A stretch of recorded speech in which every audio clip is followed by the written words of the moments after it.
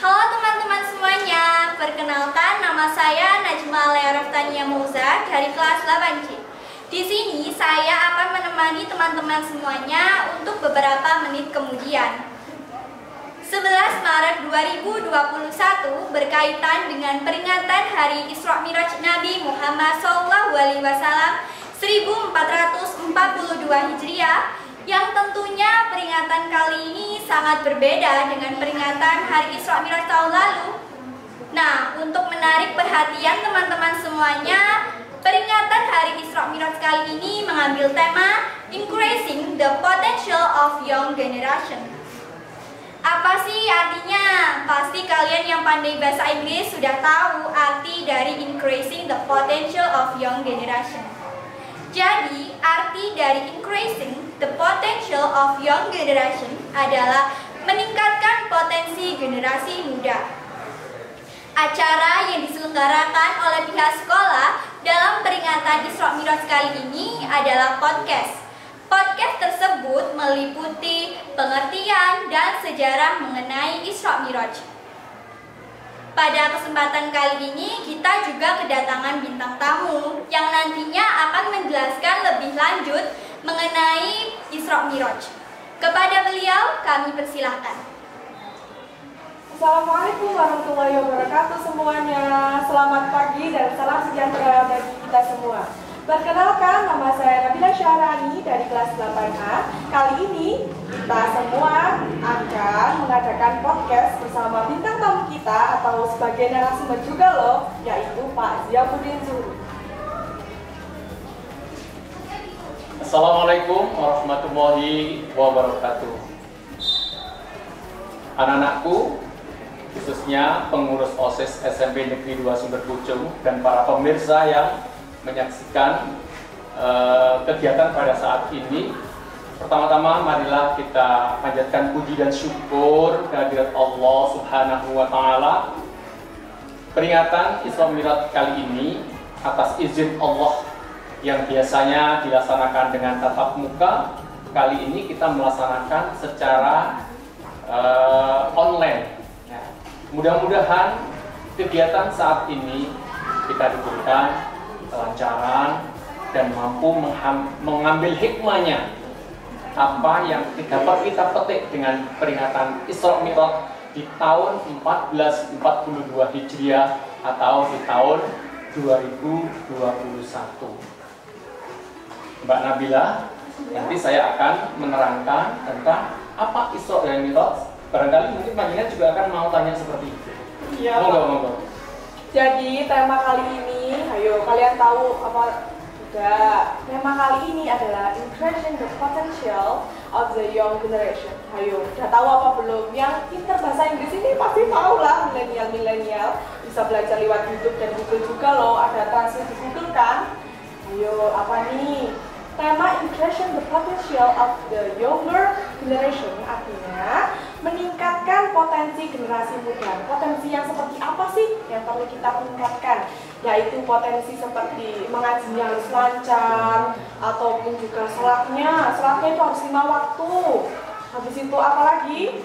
Meningkatkan pembacaan Al-Quran, seperti itu, meningkatkan iman dan takwa kita terhadap Tuhan Yang Maha Esa atau Allah SWT. Oke nih Pak, mumpung ada narasumber ataupun bintang tamu kita kali ini, kita semua pasti punya pertanyaan mendasar nih mengenai Isra Miraj. Yang pertama mungkin, apa sih Pak arti dari Isra Miraj ini? Oke. Hadirin para pemirsa semuanya, tambahan ilmu ini bisa diperoleh dari mana-mana. Di antaranya kita bisa langsung membaca buku atau mengikuti acara online semacam ini. Nah, ini satu peristiwa yang besar yang harus selalu diperingati oleh umat Islam sedunia. Bertepatan kali ini kita akan menceritakan tentang Isra dan Mi'raj Nabi besar Muhammad SAW. Hampir setiap tahun orang itu sudah dikenalkan apa Isra, apa Mi'raj, ya. Tetapi tidak ada salahnya sesuai dengan judul semacam itu. Wah, judulnya ini sangat menarik sekali. Satu tantangan generasi muda untuk bisa melaksanakan hikmah dari Isra Mi'raj. Tetapi yang paling mendasar kita terangkan dulu, walaupun seringkali kita ketemu dan tahu tentang arti Isra dan Mi'raj, maka kita akan artikan dulu apa Isra. Isra itu adalah perjalanan spiritual atau perjalanan rohani yang dilakukan oleh Nabi Muhammad dari Masjidil Haram menuju Masjidil Aqsa. Nah, kemudian apa yang disebut dengan Mi'raj itu juga perjalanan rohani spiritual dari Masjidil Aqsa dilanjutkan oleh Allah menuju ke Sidratul Muntaha, bahkan sampai di Mustawah Kursi Allah. Peristiwa ini tidak dilakukan oleh nabi-nabi dan rasul seperti Nabi Adam sampai pada Nabi Isa. Dia tidak mendapatkan keistimewaan seperti Nabi Muhammad SAW. Oleh karenanya, dengan peristiwa ini kita sebagai umat Islam Nabi Muhammad harus selalu mampu untuk tetap mempertahankan bagaimana peringatan saat ini, untuk berikutnya harus tetap up to date, selalu berjalan terus, sehingga menambah keimanan umat Islam. Yang paling luar biasa itu Mbak Nabila, perintah Nabi Muhammad sampai di Sidratul Muntaha itu untuk mendapatkan perintah sholat 5 waktu. Yang awalnya Allah berikan bukan langsung 5 waktu, tapi dari 50 waktu sampai diringkas menjadi 5 waktu. Bagaimana perjuangan Nabi Muhammad? Apakah Isra Mi'raj hanya jalan terus? Tidak. Ternyata Nabi Muhammad ikut memperjuangkan, apakah mampu umatnya itu disuruh sholat 50 waktu. Jelas menerus Nabi. Mampu apa enggak? Sepertinya enggak kok, 5 waktu ada bolong. Nah, kenyataan dalam kehidupan sehari-hari para pemirsa, seandainya kita 50 rakaat atau 50 waktu disuruh menjalankan, ya Allah ampun, tidak ada yang mampu. Sampai Nabi Muhammad itu minta rukhsah. Rukhsah itu kan keringanan dia. Minta rukhsah. Dari 50 diturunkan menjadi 40, menjadi 25, menjadi 10. Nabi Muhammad 10 itu sudah, waduh, 10 ini kira-kira mampu apa tidak? Sampai minta kembali rukhsah kepada Allah, diturunkan sampai pada 5 waktu.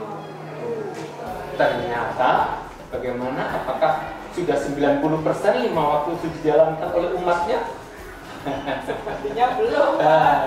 Ya, akhirnya Nabi Muhammad karena sudah diberikan rukhsah yang luar biasa, 5 waktu itu diambil oleh Nabi Muhammad untuk disampaikan kepada umatnya dengan doa, mudah-mudahan umatku ini mampu secara istiqomah sholat 5 waktu, mulai dari isya, subuh, duhur, asar, dan maghrib. Orang sekarang itu mengatakan kalau kita ingin mendapatkan keberkahan dari Allah, ingin dekat dengan Allah, silakan telepon di nomor 24434, yaitu jumlah rakaat. Ya. 2 di subuh, 4 dan duhur di asar dan duhur, ya, kemudian maghrib di 3-nya dan 4 lagi di isya-nya.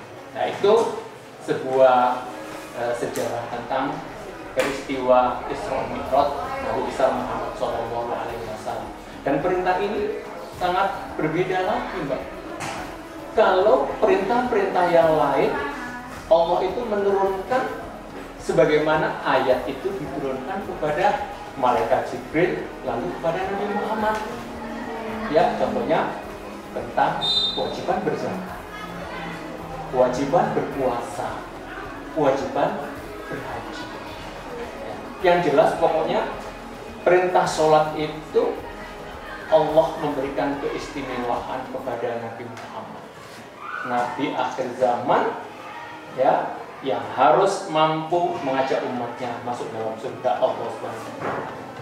Nah, demikian tentang sedikit cuplikan tentang arti Isra dan Mi'raj. Barangkali ada yang ingin ditanyakan?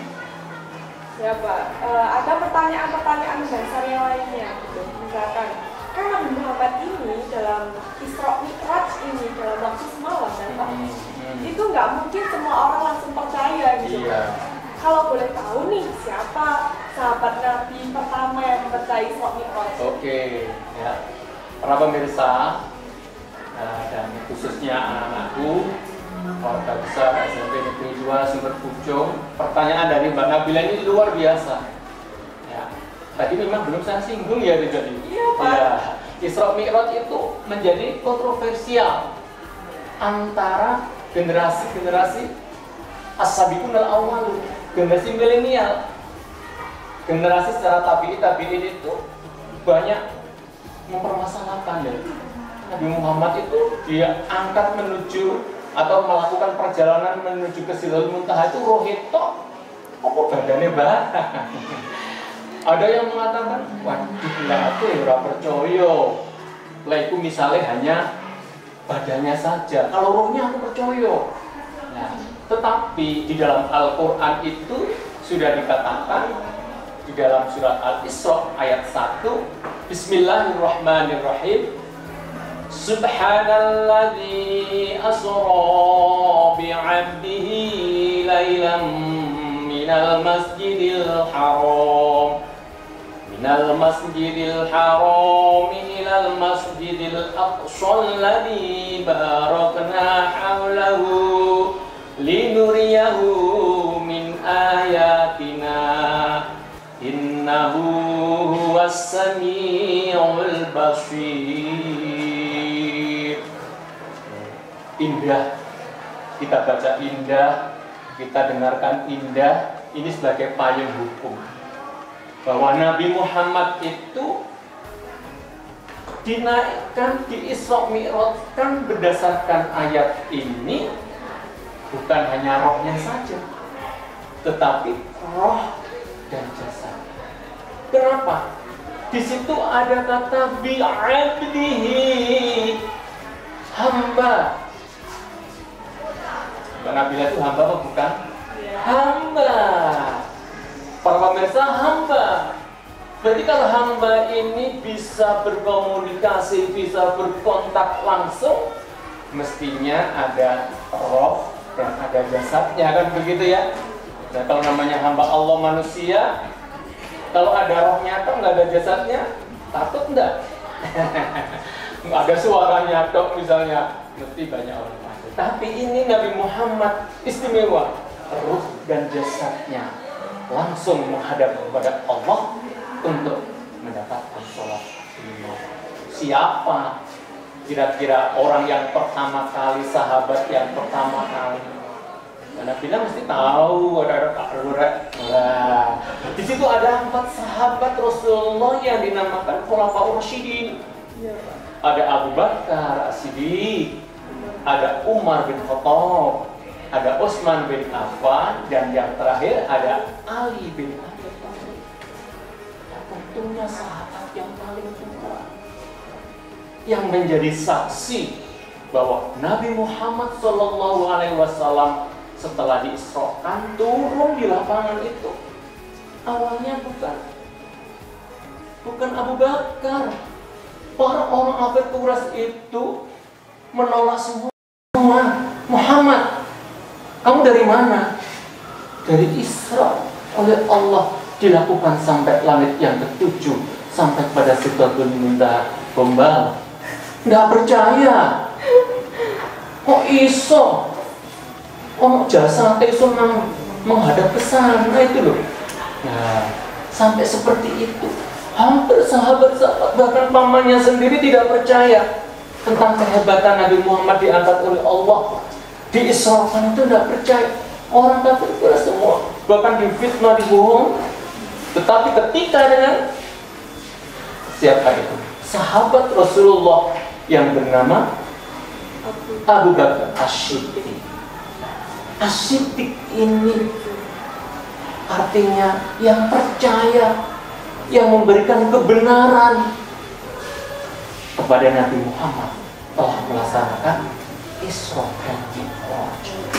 Ya, oleh karenanya sahabat Rasulullah yang pertama kali memberikan kebenaran tentang Isra Mi'raj Nabi Muhammad antara ruh dan jasadnya adalah sahabat tercintanya, yaitu sahabat tertuanya, sahabat yang penuh karismatik, sahabat yang memiliki karakter, yaitu Abu Bakar As-Siddiq. Akhirnya diikuti oleh seluruh sahabat-sahabat yang lain percaya bahwa Nabi Muhammad mendapatkan perintah sholat 5 waktu itu ketika diisrokan. Jadi roh dan jasadnya semua menghadap langsung kepada Allah. Bahkan dalam satu cerita itu, kita lanjutkan agak nyamai sedikit nggak apa-apa ya.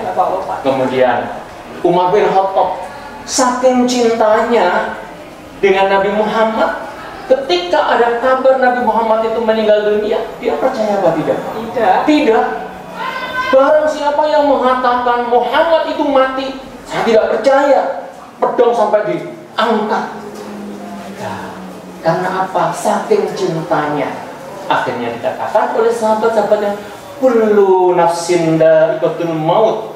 Setiap yang bernyawa pasti akan mati. Cuman biasanya orang-orang itu mengatakan Rasulullah itu tidak mati. Artinya Rasulullah itu disarehkan ya, oleh Allah ya, seperti itu ya. Tapi tetap itu adalah kullu nafsin dha'iqatul maut. Setiap yang bernyawa pasti mati. Begitu ya Mbak ya? Nah itu teman-teman penjelasan dari Pak Ziabuddin Zuhri. Apa itu hikmahnya? Hikmahnya itu kita harus rajin sholat. Masa Rasulullah udah berjuang kayak gitu dari langit ke-7 kayak gitu, masa kita nggak mau sholat 5 waktu? Ya kan, kita harus meningkatkan iman kita kepada Allah. Dan juga saya mau ngasih yang melenceng dikit nggak apa ya Pak? Iya boleh. Nah di zaman milenial ini mungkin banyak seseorang yang kayak mengidolakan lain, boleh mengidolakan seseorang, boleh mengagumi seseorang, boleh, nggak ada larangannya. Tapi kita juga tahu batasannya. Yang perlu tahu ya, di hati kita itu yang pertama Allah, yang kedua Rasulullah. Rasulullah itu idola sekaligus teladan bagi kita semua untuk melakukan kehidupan sehari-hari dengan benar, jujur, baik. Ya seperti itu. Jadi yang pantas kita idolakan dan pantas kita turuti itu hanya Nabi Muhammad. Kita boleh kok mengidolakan ataupun mengagumi artis atau biasanya kan K-pop gitu, nggak apa-apa, nggak ada yang salah. Cuma tidak boleh berlebihan.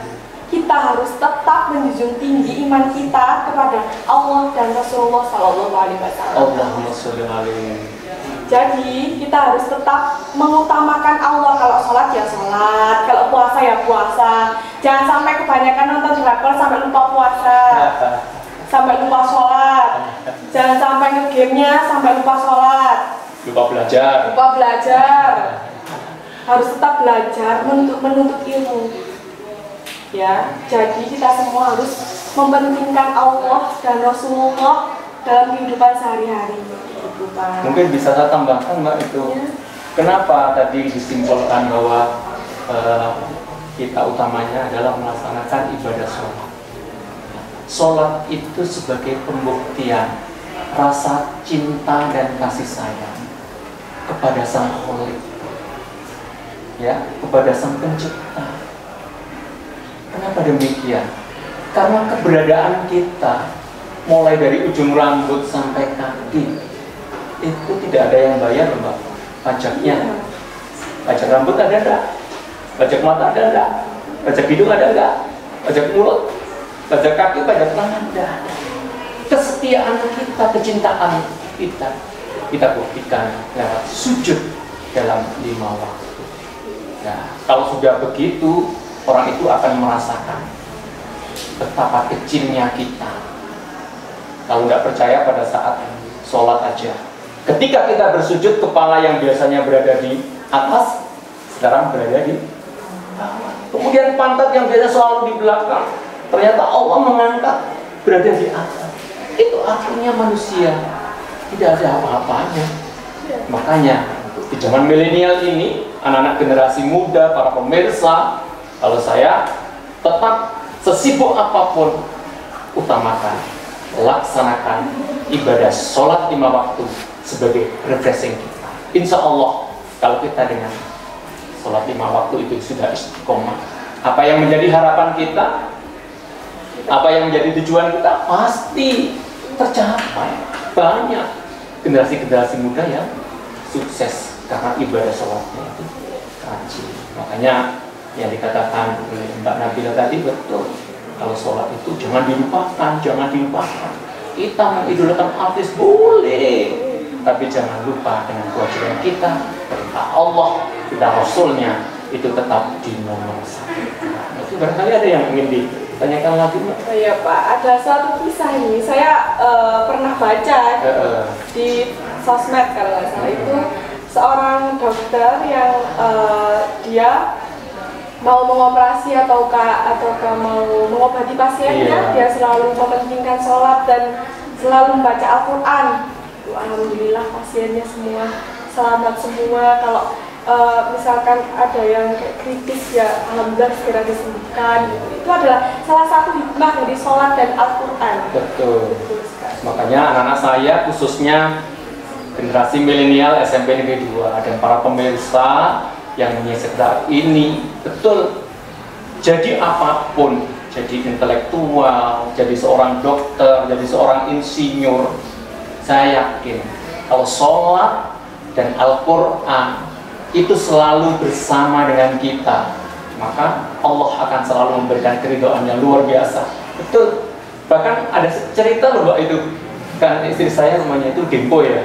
Itu ada yang namanya Pak Sidarto, itu seorang dokter, orang Nasrani itu, orang Cina tapi Nasrani. Tapi sama bapak saya itu kalau nyuntik atau sedang menginjeksi itu disuruh membaca Bismillahirrahmanirrahim. Dia nggak ngerti apa Bismillah itu.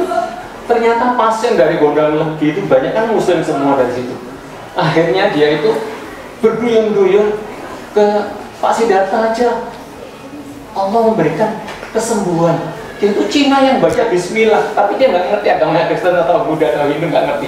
Pokoknya yang didengarkan dan yang dilihat oleh pasien itu dokternya dengan menginjeksi, nyuntik itu dengan Bismillahirrahmanirrahim. Ternyata Allah memberikan kesembuhan. Apalagi kita yang Muslim, Al-Quran dibaca, kemudian sholat 5 waktu, membaca sholawat Nabi, memulai segalanya dengan kata basmalah, pasti Allah akan meridhoi karena sembuh sakit itu semua atas izin Allah.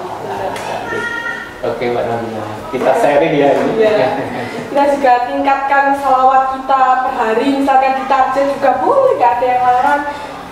Saya sehari 100 kali, kalau nggak bisa 100 kali ya 50 kali, kalau nggak 50 kali itu 33 kali, kalau nggak 33 kali 10 kali. Kalau nggak mungkin cuma 1 kali itu juga dapat berkah. Bahkan Allah sendiri loh yang bilang, barang siapa yang membaca sholawat 1 kali, maka Allah akan balasnya 10 kali. Allah sang pencipta langit, bumi, alam semesta, planet-planet, sholawat kepada kita manusia yang hina disolawati sama Allah. Allahu Akbar. Kalau kita ya disolawati sama artis K-pop idol ataupun apapun itu artis yang kita suka, itu udah seneng banget. Padahal dia juga manusia biasa. Apalagi Allah ini, Allah yang menciptakan segala sesuatu sekecil apapun. Bahkan air yang jatuh ke daun saja sudah ditulis oleh Allah di Lauhul Mahfuznya. Betapa cintanya Allah kepada hamba-hambanya. Jadi kita harus selalu memprioritaskan Allah dalam hidup kita. Kenapa? Karena Allah memang yang memberi kita. Coba kalau kita bernafas bayar, mampu nggak? Gitu. Jadi kita itu harus memprioritaskan Allah, memprioritaskan Rasulullah, zikir tiap hari, baca Al-Quran tiap hari. Apa sih yang nggak Allah kasih kalau Allah udah cinta sama kita, Allah udah ridho sama kita, Allah udah kasih rahmat sama kita? Apa sih yang nggak Allah kasih? Allah itu bukan, misalkan ya, kalian berdoa, ya Allah kepin gini. Allah itu nggak mengabulkan, bukan karena Allah itu nggak sayang, tapi Allah tahu yang terbaik. Oh, mulai tak kayak saiki, engkau arah engkau jadi malas sholat, mulai tak kayak saiki, engkau nggak dikir maneh, gitu. Jadi kita itu harus tahu posisi kita, gitu. Kita itu manusia, kalau diingatin sama temannya, ayo sholat, jangan marah. Jangan malah marah-marah, urus saja dirimu sendiri. Nggak boleh. Bahkan orang yang paling mencintaimu adalah orang yang selalu mengingatkanmu kepada sholat. Kenapa? Ya karena sholat itu sangat istimewa, sangat istimewa. Pantaskah seorang manusia yang dinasehati ketika sholat lalu menjawab, kita itu berbeda dalam memilih dosa?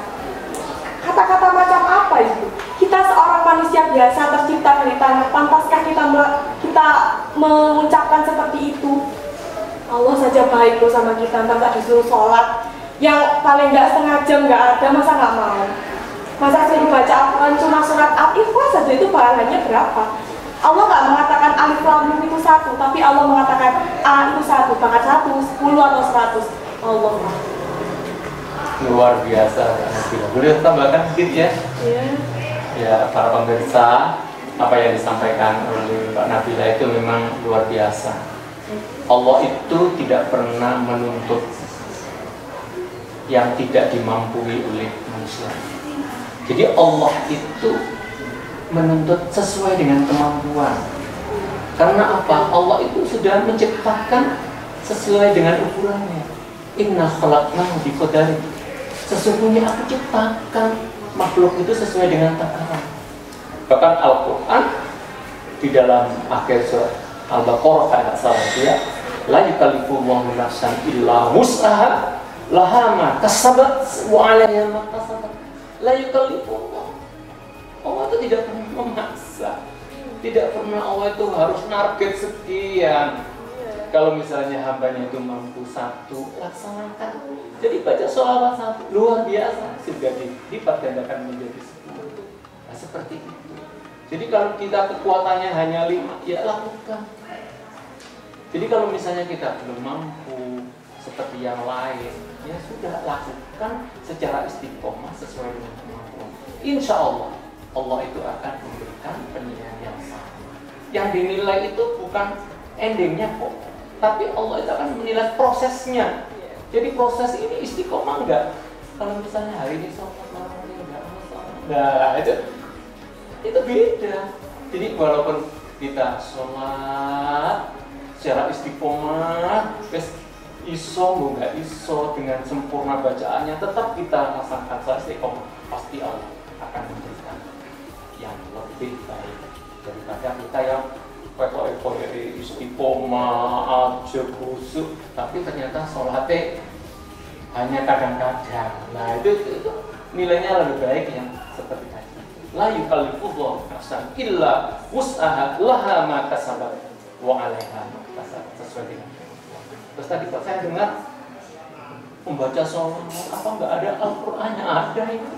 Innallaha wa malaikatahu yusholluna 'alan nabi ya ayyuhalladzina amanu shollu 'alaihi wasallimu taslima. Allah dan malaikat itu bersolawat. Jadi kalau kita sholat ya harus membiasakan bersolawat, cinta kepada Nabi Muhammad, Nabi kita tercinta. 1, 5, 10, 33. Kalau mampu setiap satu malam misalnya nggak usah kakek, wong remaja, kok anak milenial itu kan kadang-kadang ya sesuai dengan kemauan, ya bisa titik aja 30 atau 100 baca sholawat tapi istiqomah. Saya yakin buktikan nanti 10-15 tahun ke depan Pak Syahbudin hasil baca sholawat itu luar biasa. Pasti kalau sudah tahu rasa dan nikmatnya baca sholawat itu luar biasa. Barangkali mungkin ada yang ingin ditanyakan tentang hikmah Isra Mi'raj itu. Menurut Bapak bagaimana sih kesan-kesannya untuk remaja milenial ini mengenai Isra Mi'raj? Oke, terima kasih dengan peringatan Isra Mi'raj ini yang setiap tahun kita laksanakan. Artinya yang pertama untuk membangkitkan bahwa generasi milenial ini generasi emas yang harus mampu mempertahankan peringatan Isra Mi'raj ini dalam rangka untuk mempertahankan akidah atau keimanan. Yang kedua, sebagai bukti cinta Rasul. Cinta Rasul itu tidak harus dengan sholat sunnah, tapi membaca sholawat, kemudian mencontoh perilaku kecil yang mampu kita terapkan dalam kehidupan sehari-hari. Contoh, tabassumuka fi wajhi akhika laka sadaqah. Senyum Kadang-kadang orang itu cemberut mau ketemu temannya karena ada sesuatu yang nggak suka, cemberut. Padahal sahabat semuka mesem itu adalah saudara. Itu contoh Rasulullah. Jadi yang kecil-kecil aja lah yang kita angkat. Dengan peristiwa Isra Mi'raj ini ya seperti itu. Kemudian yang ketiga, selain kita cinta Rasul, mengikuti contoh-contoh yang kecil begitu, anak milenial itu pokoknya cari yang ringan-ringan dulu. Jadi ringan menjadi yang sedang menjadi yang berat. Nanti kalau sudah berusia dewasa mau melakukan yang tingkat tinggi ya nggak apa-apa. Kemudian berikutnya harapannya kalau Allah sudah menyetujui Nabi Muhammad mendapatkan sholat 5 waktu, tentunya kita sebagai umat Islam, sebagai generasi milenial, ya, sholat tetap dilakukan di mana saja Anda berada. Pada saat kalian di sekolah, pada saat kalian di kantor, pada saat belajar kelompok, atau di tempat rekreasi. Ini banyak orang yang terlena ketika mendapatkan kebahagiaan dan kelonggaran waktu. Waduh, saking senengnya rekreasi nomor 1 sholatnya lagi. Padahal siapa yang bisa merekreasikan? Allah. Tulusan dan kecintaan kepada Allah, ayo kita budayakan, kita sosialisasikan, kita ramaikan, ya, pakai mungkin banner-banner atau yang sekarang ada gambarnya itu namanya apa? Tribun. Ya, itu bagus. Jadi mengajak anak lewat tampilan-tampilan semacam itu, siapa tahu walaupun sederhana menggugah hatinya akan menjadi generasi yang soleh dan solehah, utamanya melaksanakan ibadah sholat 5 waktu. Hebat kalau semuanya itu 5 waktu. Allah menjamin akan aku suburkan anaknya gemah ripahok jinan soge kabeh, bisa berumroh, bisa berhaji, bisa bersedekah yang banyak. Itu karena tadi karena sunnah, maka Allah akan menjanjikan gemah ripahok jinan. Mudah-mudahan ini dengan peristiwa Isra Mi'raj yang dilakukan secara virtual, secara online SMP 2 sebagai satu terobosan yang luar biasa. SMP 2 itu luar biasa, menjadi anak-anak yang cerdas, berkarakter, berbahagia, dan akhirnya menjadi anak yang beriman, berintak, bertakwa, dan berintek. Itu mungkin yang saya bisa sampaikan. Sekian dulu dari kami. Wassalamualaikum warahmatullahi wabarakatuh. Waalaikumsalam warahmatullahi wabarakatuh. Oke, baik teman-teman. Tadi sudah dijelaskan secara rinci mengenai Isra Mi'raj oleh Bapak Syihabuddin Zuri dan salah satu teman kita, Nabila Syaharani. Selanjutnya ada salah satu teman kita yang ingin mengucapkan ucapan selamat, yaitu Michelle Laurencia dan Michael Chandra Dwi Putra. Sebelumnya, saya dan segenap panitia ingin mengucapkan terima kasih yang pertama kepada narasumber, yakni Bapak Syihabuddin Zuri, dan yang kedua kepada teman-teman semuanya yang telah ikut berpartisipasi dalam acara peringatan Isra Mi'raj kali ini. Dan juga kami segenap panitia sekaligus narasumber memohon maaf apabila ada kesalahan kata. Saya akhiri, wassalamualaikum warahmatullahi wabarakatuh. Bye-bye teman-teman, see you. Selamat siang semuanya. Perkenalkan, nama saya Michael Chandra Dwi Putra dari kelas 7E. Dan saya Michelle Laurencia Santoso dari kelas 8E. Di sini kita mewakili yang beragama lain mengucapkan selamat memperingati Hari Isra Mi'raj 1442 Hijriah. Jadikan momentum peringatan Hari Isra Mi'raj 1442 Hijriah ini untuk meningkatkan semangat persatuan dan kesatuan antar umat beragama. Inilah ucapan selamat dari kami. Sekian dan terima kasih.